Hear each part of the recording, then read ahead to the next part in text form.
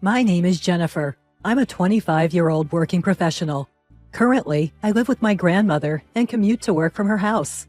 The reason I live with my grandmother is because my mother passed away from an illness. My mother got sick when I was 3 years old, and it seemed like there was no hope for her recovery. At that time, my father was apparently having an affair, despite my mother's illness. When my mother passed away when I was 5, my father must have found me a burden. He left me with his mother, my grandmother, and disappeared somewhere. Having no siblings and losing both parents, I ended up being raised by my grandparents. Feeling lonely, I would ask every day, "When will Dad come to pick me up?"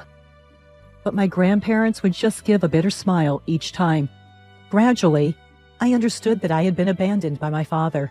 Still, my grandparents, who were in their 50s at the time, raised me with all their might. My grandmother, who had been a housewife, started working part-time so I wouldn't starve. And she bought me beautiful clothes and toys. My grandparents must have been worried about their own retirement.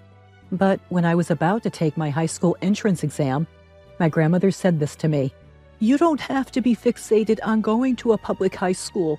Go wherever you want." "But if I do that, I'll be a burden on you and Grandpa." "It's okay. We still have some savings." "No, I'll try my best to get into a public high school. I'll definitely pass, so please support me." "All right, then you have to give it your all." And I successfully got into one of the top public high schools. My grandparents were happy for me, and my grandfather even made a reservation at a restaurant. I felt so fortunate to be celebrated by such kind grandparents. I enjoyed my high school life. But one day I came home to a somber atmosphere. I asked my grandmother what had happened, and it turned out that my grandfather had been diagnosed with an illness. His condition worsened rapidly, and he began going in and out of the hospital frequently. At that time, my grandfather had retired, so my grandmother had to support the family by working multiple part-time jobs. His hospital bills were covered by life insurance. But then my grandmother became unable to work due to exhaustion. That's when she decided to seek help from the government and went to the city office. Yes, she applied for public assistance. The process seemed very complicated, but somehow the application was approved. However, I spent my days wondering what would happen in the future. The high school I attended was a college prep school, so everyone went on to college. I was surprised to hear at the city office that welfare households could not go to college unless they separated their households. However, separating households also reduces the welfare benefits, which is tough. I wanted to go to college, but it was also difficult to go that far, so I decided to work as soon as possible to repay my grandparents. My grandmother tearfully said to me, "I'm so sorry this happened. It's all because of your father. It's because I didn't raise him properly." "It's not like that. Grandpa and Grandma took good care of me. I'll work hard, so don't worry." "I feel so pathetic.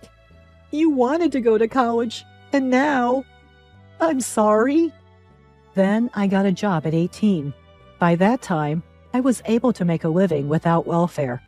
However, my grandfather's condition was already deteriorating, and he was told he only had a half a year left.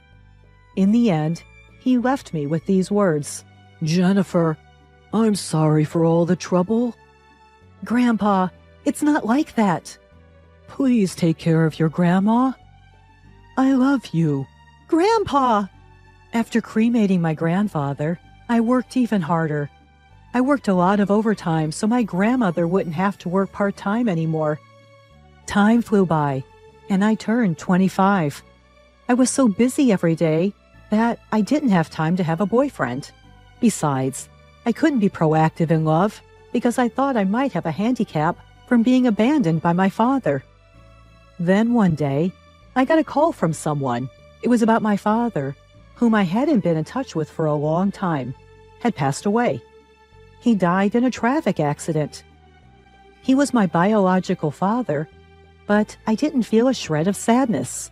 My grandmother didn't show any signs of sadness either, even though her own son had died. Well, maybe she was actually sad, but she might have hated her son for having an affair and leaving his child behind. It seems my father had told his remarried wife the address of our house. So his remarried wife came to visit our house and said this. Well, John has passed away, as we've already informed you, but now there's an issue with the inheritance. Would you mind relinquishing your inheritance rights? We don't have any children, so it turns out you also have rights, which is a problem for us. Well, that's fine. I never really thought of him as my father anyway. I don't need anything now. Great, so you'll relinquish. Wait, I'm not giving up my rights. What? I'm asserting my rightful claim. While it's true that I have mixed feelings about my son's death in a car accident, I can't say I'm not sad, but I'm much angrier that he abandoned young Jennifer to go to you. So of course, I'll assert my rights. Is that all you wanted to say? Yes. Then please leave. My grandmother smiled at me and said, that was the right thing to do. And the woman left.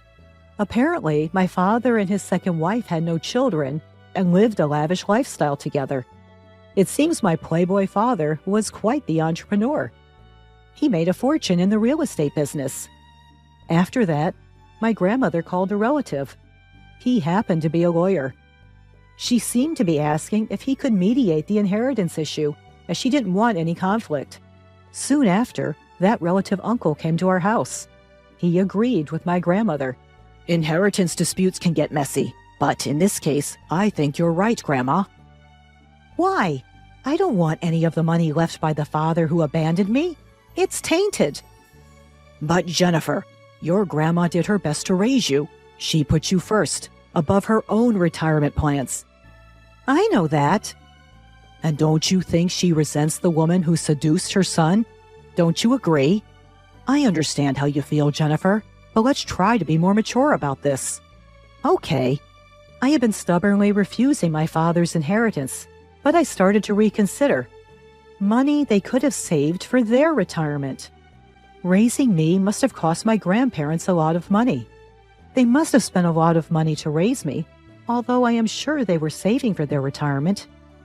They even sent me to tutoring classes in middle school and celebrated special occasions with me.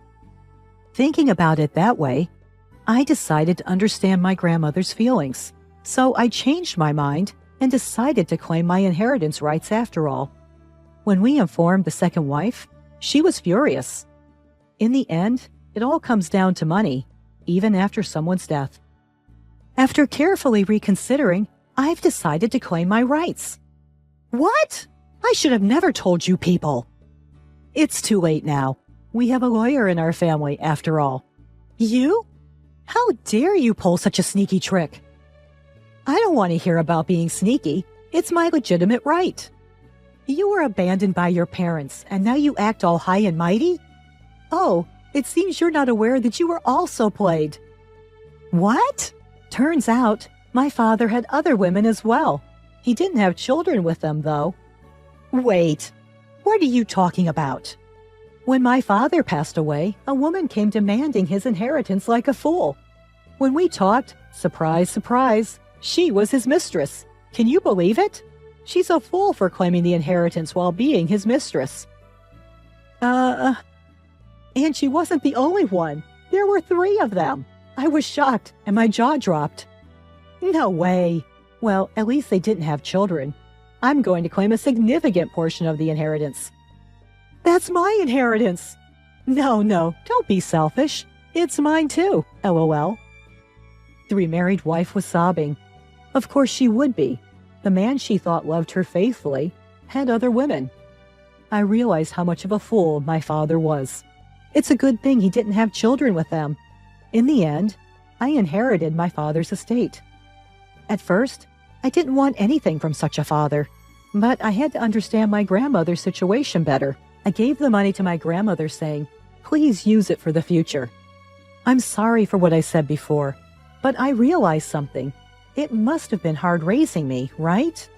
I want you to use this money for your future. Jennifer, but I can't use all of it. It's okay. But what about when you get married someday? Save some of it for that. Grandma, Don't worry about me.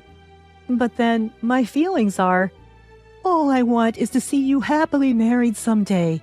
Of course, it's fine if you don't get married too. Just live your life the way you want. You don't have to stay here forever. But what about you, Grandma? A year later, I met a wonderful man at a social gathering. We dated and we got married. When he proposed, I was thrilled. He understood my family situation and suggested we live together with my grandmother. I felt terrible, but he said, "Let's be good to your grandma." At the wedding, my grandmother cried her eyes out.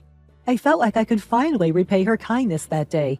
I'd be happy if I could become even more dependable and put my grandmother at ease in the future.